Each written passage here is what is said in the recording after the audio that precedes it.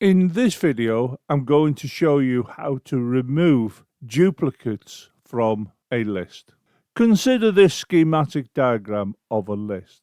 And if you consider the list, you can see that we have two entries in the list of an email address, which is alice@example.com. Scanning the list again, we can see we have two duplicates of the email address bob@example.com, whereas we only have one copy of carol@example.com. So we have 5 email addresses here, but Alice is appearing twice and Bob is also appearing twice.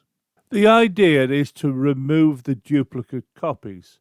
Now, to achieve this, I can consider the use of a set. The idea is to create a set from the list.